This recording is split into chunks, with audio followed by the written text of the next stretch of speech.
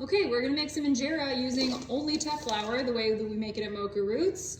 I'm gonna make it in a bread mixer. You can eat it by hand, kind of a pain in the ass, but you can totally do it. So first, pour in the teff. I filled the mixing bowl like halfway, and then, so this will make sense at the end, but this is the starter left over from the last batch in this jar right here. It's kind of separated. So that I'm gonna pour in here too. Just roll it around a little bit. It's kind of like a sourdough starter. I like the little menorah attachment. I think it's called a paddle. I call it a menorah attachment for this.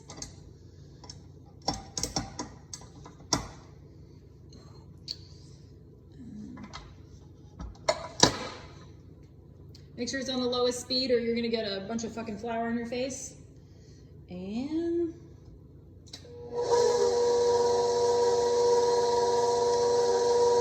just let it roll on slow.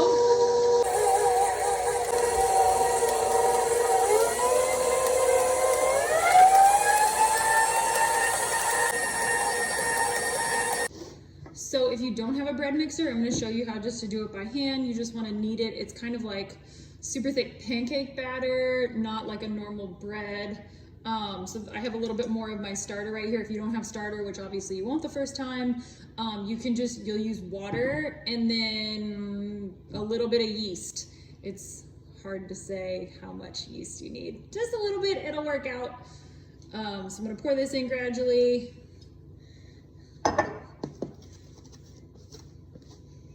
I washed my hands already.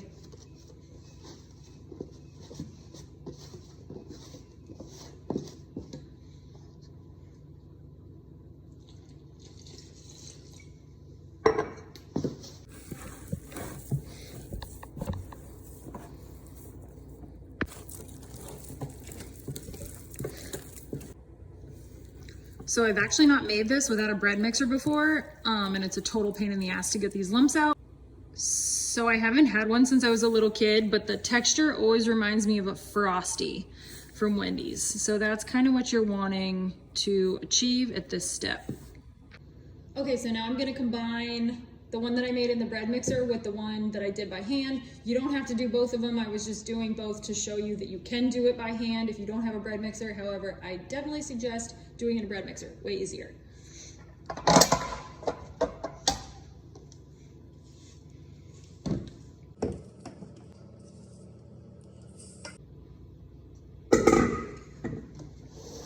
Okay, you can kind of see that there's a little bit up on the sides in here. So you're gonna wanna scrape as much of the stuff off the side as you can. Scrape it off the spatula. And then it helps if your hand's a little wet, but you wanna like press it down and flatten it as much as possible, and that'll make it easier for the next step.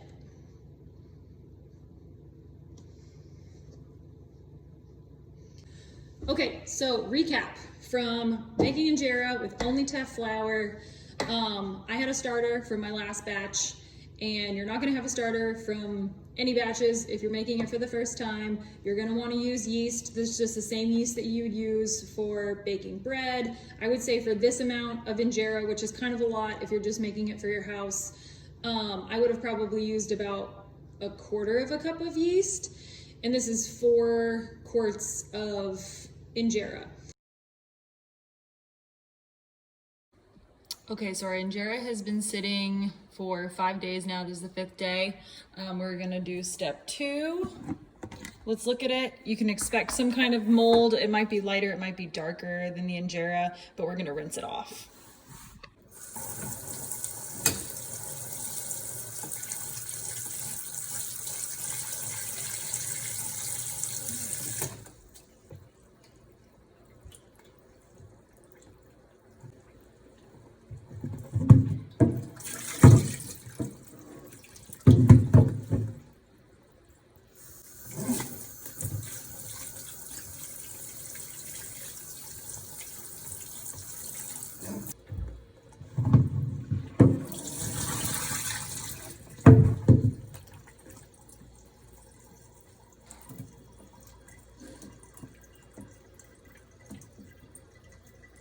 Okay, so now we put a medium-sized pot on the stove, about halfway full with water.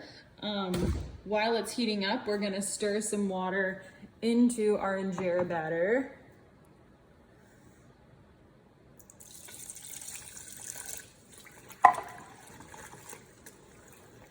You can use your hand or a whisk.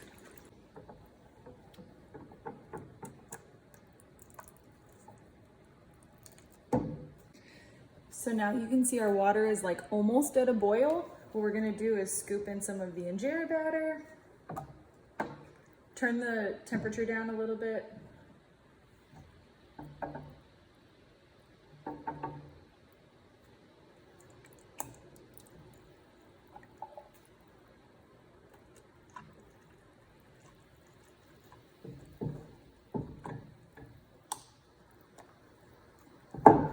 Stir it in really good. Keep stirring the whole time so you don't get any lumps, and it'll start to thicken up and feel like the consistency of fondue or something.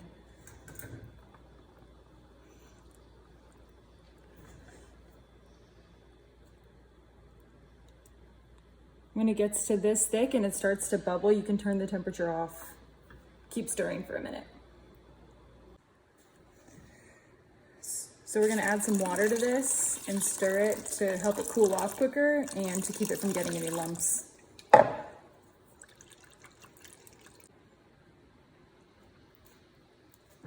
The consistency at this point doesn't matter a ton because tonight it's gonna separate, so you'll be able to pour off the watery part on top, and that is gonna be the starter that you'll save for the next batch. Still a little warm to pour it back into the main batch.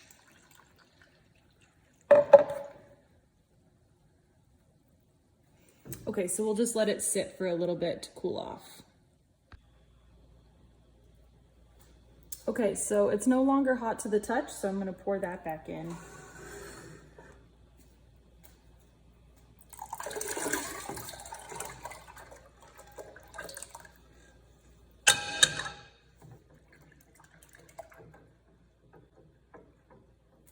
Okay, so we're just gonna close her up now and let her sit for another day, and then we will come back tomorrow and it should be separated. Okay, the injera's been sitting another day. Let's take the lid off, see how it looks. Those little bubbles are perfect. Okay, so now we're just gonna pour off the liquid on the top.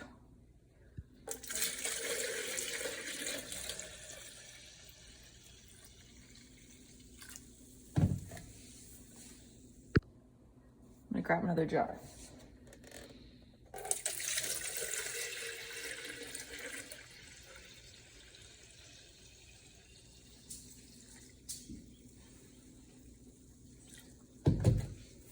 Perfect. Okay, so we poured the separated liquid off of the top of the injera, which left just this more battery part at the bottom. This looks like it's about the right consistency. If it's too thick, then we have saved all of that starter, which will add some of that back into this if we need to thin it out a little bit. If you have access to a squeeze bottle, I find that that's the easiest way to pour the injera on the grill.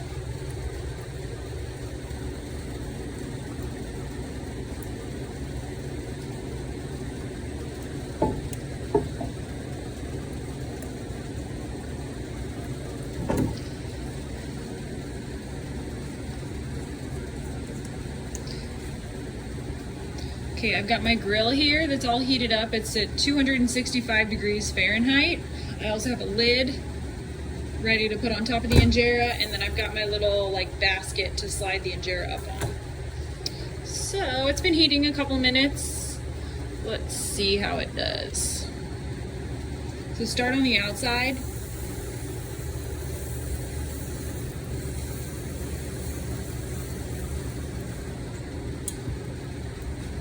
Start to see those little bubbles forming. Just go ahead and put the lid on. It gets steamy, so you can't really see the bubbles, but it should take 2.5 minutes or something, and you don't flip it like a pancake. Just let it cook like this, and then when the sides start to kind of raise up off the grill, that's when we'll pull it off. Oh man, that is an awesome one. Look at that.